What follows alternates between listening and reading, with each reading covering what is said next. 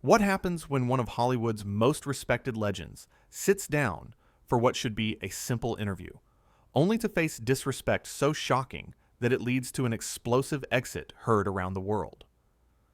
In just 31 seconds of one careless comment, a talk show host's arrogance would shatter his own stage and create a moment that no one in that studio would ever forget. The lights were hot in the studio that evening. Harrison Ford walked onto the set with that familiar stride, the one that had carried him through decades of Hollywood. The audience erupted into applause. This was Harrison Ford, after all, the man who had given us heroes, adventurers, and characters that felt like old friends. He settled into the guest chair across from Bill Maher, offering a modest wave to the crowd. Bill Maher leaned back in his chair with that smirk he always wore, the one that said, "He knew something you didn't." He waited for the applause to die down, then jumped right in. "Harrison Ford!" "Everyone," Maher said, his voice dripping with a tone that seemed friendly on the surface, but had an edge underneath. The legend himself. "Tell me, how does it feel to be, well, let's just say, past your prime but still trying to keep up with the young guys?" The audience went quiet. A few nervous laughs scattered through the crowd. Harrison's expression barely changed, but something flickered in his eyes. He kept his composure. "I don't think of it that way," Harrison said calmly. "I think of it as still doing what I love. Age is just a number." Maher chuckled, but it wasn't a warm sound. Sure. Age is just a number. That's what everyone says when they're trying to convince themselves they're still relevant. But come on, Harrison. You've been doing this for what? 50 years? Don't you think it's time to let the new generation take over? Harrison shifted in his seat. His jaw tightened just slightly. The new generation is doing great. There's room for everyone. I don't see it as a competition. Really? Maher leaned forward now, his eyes gleaming with something that looked like amusement at his own cleverness. Because from where I'm sitting, it looks like you're hanging on. I mean, how many more times can you play the grumpy old guy before people stop buying tickets? The audience was dead silent now. This wasn't playful banter anymore. This was something else entirely. Harrison took a breath, still keeping himself composed, but you could see the muscles in his face working. "I play characters that resonate with audiences," Harrison said, his voice steady but firmer now. "That's what I've always done. If people want to see the work, I'll keep making it." Maher sat back again, spreading his hands like he was being reasonable. "Look, I'm just saying what everyone's thinking. You had your time. You were great. Nobody's denying that. But now it feels like you're just coasting on nostalgia. People come to see Harrison Ford, not because of what you're doing now, but because of what you did 30 years ago." Harrison's eyes narrowed. The temperature in the room seemed to drop. "I don't think that's fair," he said quietly. "And I don't think you know what you're talking about." "Oh, I don't know what I'm talking about." Maher's voice rose with mock offense. "I've been watching movies probably longer than you've been making them, buddy. I know a has-been when I see one." The gasp from the audience was audible. Someone in the front row actually said, "Oh no." Harrison Ford sat perfectly still for a moment, staring at Maher with an intensity that could cut through steel. The silence stretched out, thick and uncomfortable. "A has been," Harrison repeated slowly, as if testing the words. "That's what you think I am." Maher shrugged, still wearing that infuriating smirk. "If the shoe fits, Harrison, I'm just being honest here. This is what I do. I say what other people are too polite to say. You're old, you're past your peak, and you're taking roles away from younger actors who actually have something new to offer." Harrison took another breath. You could see him making a decision in real time, weighing his options. When he spoke again, his voice was low and controlled, but there was steel underneath it. "You know what, Bill? I came here tonight thinking we were going to have a conversation.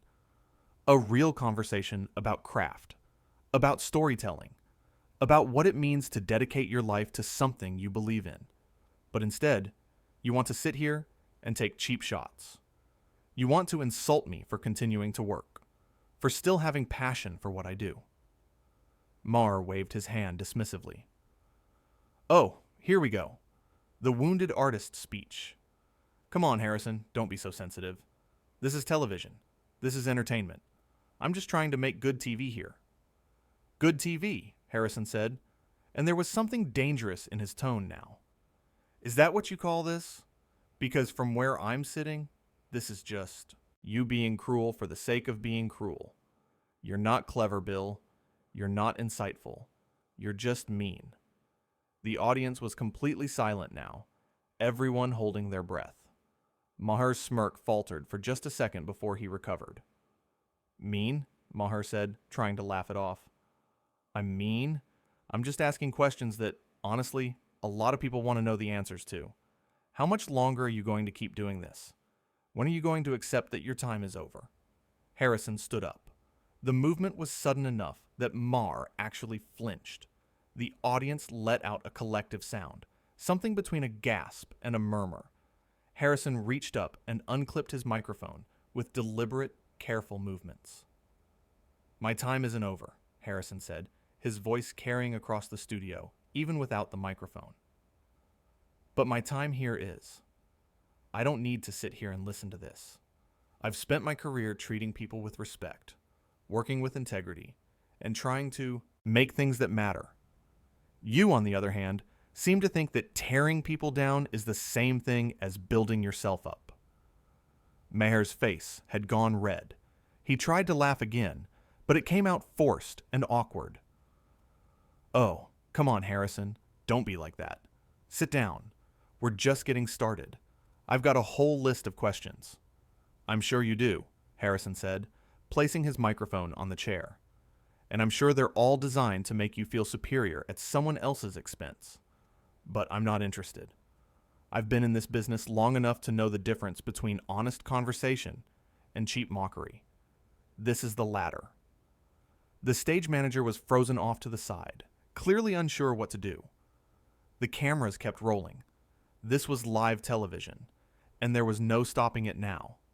Maher stood up too, trying to regain control of the situation. Wait, Maher said, his voice taking on a placating tone.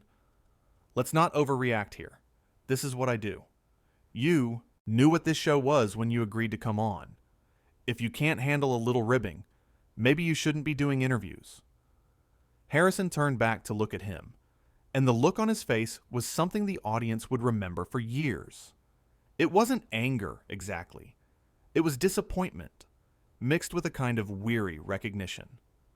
A little ribbing, Harrison repeated. Is that what you think this is? You called me a has-been, Bill. You told me I'm stealing jobs from younger actors. You've spent the last 10 minutes trying to convince me and everyone watching that I don't deserve to keep working. And now you want to act like I'm the one overreacting? Maher's mouth opened and closed. For once, he seemed at a loss for words. Harrison continued, his voice getting quieter, but somehow more powerful. You know what the sad thing is? You have a platform. You have a show, an audience, a chance to do something meaningful. And you use it for this. You use it to make people feel small. You punch down and call it comedy. You insult your guests and call it honesty. But it's not honest, Bill. It's just cruel. The audience was so quiet, you could hear the air conditioning humming. Someone coughed nervously. Maher tried to salvage the situation one more time. Okay, he said, holding up his hands. Maybe I came on a little strong. Why don't we start over? Sit back down, and we'll talk about something else. Your new project, maybe? Something positive? Harrison looked at him for a long moment. Then he shook his head. No, he said simply. I don't think so. Because it's not about this one interview, is it? It's about respect. It's about treating people, all people, with basic human dignity. And you've shown me tonight that you don't understand that. Or maybe you do, and you just don't care. Either way, I'm done. He started walking toward the exit. Maher called after him, his voice getting more desperate. Harrison, come on. Don't do this. You're going to make me look bad. Harrison stopped at the edge of the stage and turned back one last time. Bill, he said, and his voice was almost gentle now. You did that all by yourself. Then he walked off the stage. The sound of his footsteps echoed in the silent studio. The audience didn't know what to do. A few people started clapping, tentatively at first, then more joined in. Within seconds, the entire audience was on their feet, applauding. Not for the show, not for Bill Maher, but for Harrison Ford, for his dignity, for his refusal to be disrespected, for standing up for himself. Maher stood alone on the stage, the applause washing over him like an accusation. His face cycled through emotions rapidly. Anger, embarrassment, confusion. He looked at the cameras, at his producers in the booth, at the audience that was clearly not on his side. Well, he said, trying to sound casual and failing completely. That was unexpected. I guess Harrison Ford can't take a joke anymore. We'll be right back after this break, if anyone's still watching. But the damage was done. The cameras had caught everything. The audience had seen it all. And more importantly, they understood what had really happened here. This wasn't a guest who couldn't take criticism. This wasn't an oversensitive celebrity throwing a tantrum. This was a man who had been disrespected, who had been insulted and belittled, and who had made the choice to walk away rather than subject himself to more of it. Backstage, Harrison was already heading toward his dressing room. A production assistant ran up to him, looking panicked. Mr. Ford, I'm so sorry about that. We had no idea he was going to go that direction. Is there anything we can do? Harrison stopped and looked at the young woman. His expression softened. It's not your fault, he said kindly. You're just doing your job, but you might want to think about who you're working for. Back on the stage, Maher was pacing during the commercial break. His producers were talking frantically in his ear through his earpiece. He kept shaking his head, arguing with them, gesturing wildly. When they came back from commercial, he was alone on the stage, and his demeanor had changed. Okay, he said to the camera, and he looked rattled now. That didn't go the way I planned. Harrison Ford has left the building. And before anyone gets the wrong idea, I want to say that, look, my job is to ask tough questions. My job is to push buttons. But maybe I pushed a little too hard tonight. It wasn't quite an apology, but it was the closest thing to an admission of wrongdoing that anyone had ever heard from him. The audience sat in uncomfortable silence. Nobody was buying it. We've got other guests scheduled, Maher continued, looking at his notes as if they might save him. But honestly, I think anything else we do tonight is going to feel pretty hollow after that. So, let me just say this. Harrison Ford is a legend. He's earned his place in Hollywood. And if he wants to keep working, more power to him. My approach might have been, I could have handled that better. He looked directly at the camera, and for just a moment, the mask slipped completely. He looked tired and small. Sometimes I forget that the people sitting in that chair are real people with real feelings, he said quietly. I get caught up in trying to make a moment, trying to get a reaction, and I cross a line. Tonight, I crossed a line. Harrison, if you're watching this backstage, I'm sorry. You didn't deserve that. The audience gave a scattered, half-hearted applause. It was too little, too late, and everyone knew it. The show limped through the rest of the hour with substitute guests and awkward transitions. But none of it mattered. The only thing anyone would remember from that night was Harrison Ford standing up, taking off his microphone, and walking away with his head held high. In his dressing room, Harrison sat in front of the mirror, taking off the light makeup they had put on him for the cameras. He looked at his reflection, this face that had been on movie screens for so many years, and he allowed himself a small, satisfied smile. He had made the right choice. He knew that. Sometimes the most powerful thing you can do is simply refuse to participate in your own humiliation. A knock came at the door. "Come in," Harrison called. It was another production assistant, different from the first one. This one was older, maybe in his 50s.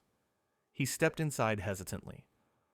"Mr. Ford," he said, "I just wanted to say I've been working in television for 30 years. And what you did out there tonight, that took guts. A lot of guests would have just sat there and taken it, afraid of looking difficult or hurting their image. But you stood up for yourself. You showed everyone watching that there's a line, and when someone crosses it, you don't have to just accept it." Harrison stood up and shook the man's hand. "Thank you," he said. "That means a lot. I couldn't sit there anymore. Life's too short to let people treat you that way." "It is," the man agreed. "And for what it's worth, I think a lot of people are going to see this and realize something important. Being kind isn't weakness, and standing up for yourself isn't ego. Sometimes you have to draw a line." Harrison nodded. "That's exactly right." The man left, and Harrison gathered his things. He took one last look around the dressing room, then headed for the exit. As he walked through the backstage area, crew members stopped what they were doing to watch him pass. Some of them nodded respectfully. A few gave him quiet words of support. One older cameraman gave him a thumbs up and mouthed, "Good for you." Harrison made his way to the back entrance where his car was waiting. The driver opened the door for him, and Harrison slid into the back seat. As they pulled away from the studio, he looked out the window at the city, lights sliding past. He didn't feel angry anymore. He didn't feel upset. He felt, if anything, relieved. Relieved that he had trusted his instincts. Relieved that he hadn't compromised himself for the sake of playing nice. Relieved that he had shown not just the audience, but himself, that he still knew who he was and what he stood for. The driver caught his eye in the rearview mirror. "How'd it go, Mr. Ford?" Harrison thought about the question for a moment, then smiled. "You know what? It went exactly the way it needed to." Back at the studio, Bill Maher finished his show and retreated to his own dressing room. He sat in the same kind of chair Harrison had sat in, looking at his own reflection. But unlike Harrison, he didn't look satisfied. He looked troubled, uncertain, like a man who had just realized he had made a serious mistake, but wasn't quite sure how to fix it. His producers came in to debrief, to talk about damage control and public relations. But Maher barely listened. He kept replaying the moment in his mind. The moment when Harrison stood up and took off that microphone. The moment when everything had shifted, when the power dynamic he thought he controlled had revealed itself to be an illusion. "Boss," one of the producers said, trying to get his attention, "we need to figure out how to handle this. The clip is already going viral. People are talking." "Let them talk," Maher said quietly. "I earned it." The producers exchanged glances. They had never heard him sound like this before. So defeated, so uncertain. They tried to offer suggestions, strategies, ways to spin the situation. But Maher just shook his head. "You can't spin this," he said. "Harrison Ford is right. I was cruel. I went after him for no reason except to make myself feel clever. And he called me on it, in front of everyone. And you know what the worst part is? He was polite about it. He didn't yell. He didn't insult me back. He just told me the truth and walked away. That's worse somehow." One of the younger producers, a woman who had always admired Harrison Ford's work, spoke up softly. "Maybe that's the lesson here. Maybe the point is that you don't have to fight fire with fire. You can just walk away, refuse to engage, let your actions speak for themselves." Maher looked up at her, really looked at her, and for a moment something like understanding passed across his face. Yeah, he said. Maybe that is the lesson.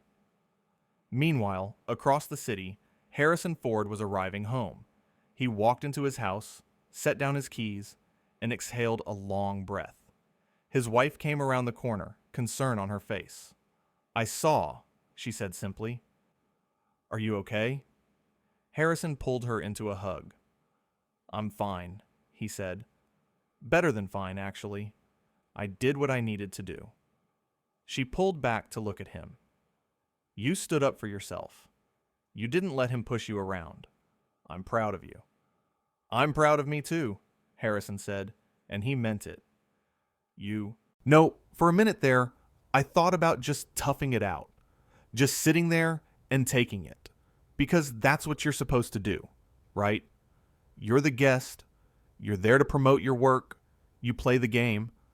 But then I realized why. Why should I let someone disrespect me just because we're on television? Why should I compromise my dignity for his entertainment? You shouldn't, she said firmly. Nobody should. They moved into the living room and sat down together. Harrison felt the tension of the evening finally starting to drain away. He had done the right thing. He knew it in his bones. And more importantly, he had done it without losing his temper, without stooping to Maher's level, without becoming the kind of person who fights ugliness with more ugliness. The thing is, Harrison said thoughtfully, I don't even hate the guy. I feel sorry for him, if anything. Imagine being so insecure that you have to tear down someone else to feel good about yourself. Imagine thinking that cruelty is the same thing as honesty. That's a sad way to live. His wife nodded. It is. But you showed everyone tonight that there's another way. You showed them that you can be strong without being mean. That you can stand up for yourself without tearing someone else down. That's important, Harrison. More important than any movie, in some ways. He smiled at her. You always know the right thing to say. That's why you married me, she said with a grin. They sat together in comfortable silence for a while, just being present with each other. Outside, the world was probably still buzzing about what had happened, about the viral moment, about Harrison Ford walking off a talk show. But in here, in this quiet room, none of that mattered. What mattered was that Harrison had stayed true to himself. What mattered was that he had refused to be diminished. Later that night, as Harrison was getting ready for bed, his phone buzzed with messages. Fellow actors, directors, friends from throughout the industry, all reaching out to say the same thing. Good for you. Well done. You did the right thing. He read through them with a quiet satisfaction, responding to a few, letting others wait until morning. One message stood out. It was from a young actor Harrison had worked with a few years back, someone just starting out in the business. It said, "Thank you for showing us that it's okay to stand up for yourself. I've been in situations where I felt disrespected, but stayed quiet because I thought I had to. After watching you tonight, I know I don't.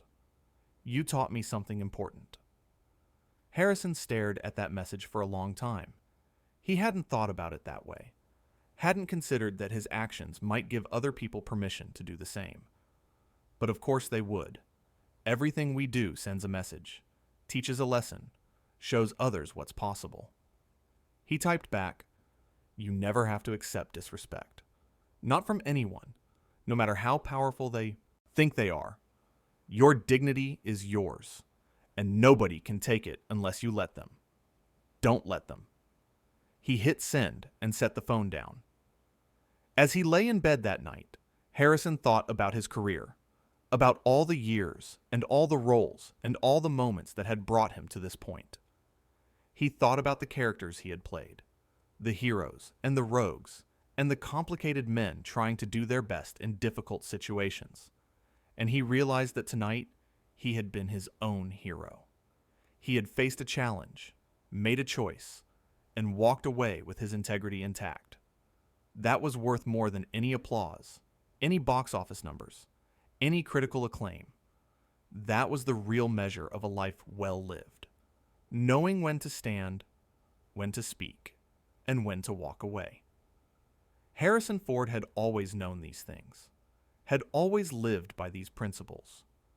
Tonight, he had simply reminded the world of who he was.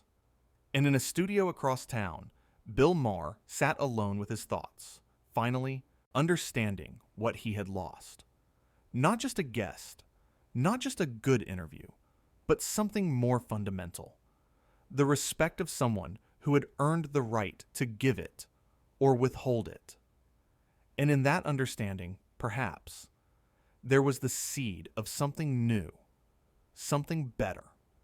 The possibility that even someone who had built a career on tearing others down might learn, finally, to build something up instead. But that was a story for another day. For now, this story ended the way it needed to. With Harrison Ford at peace, Bill Maher facing consequences, and an audience that had witnessed something rare and precious, a moment of real human dignity, captured on camera for everyone to see. A reminder that sometimes the bravest thing you can do is simply refuse to play a game that diminishes you. Sometimes the most powerful statement is silence followed by action. And sometimes walking away is the strongest choice of all.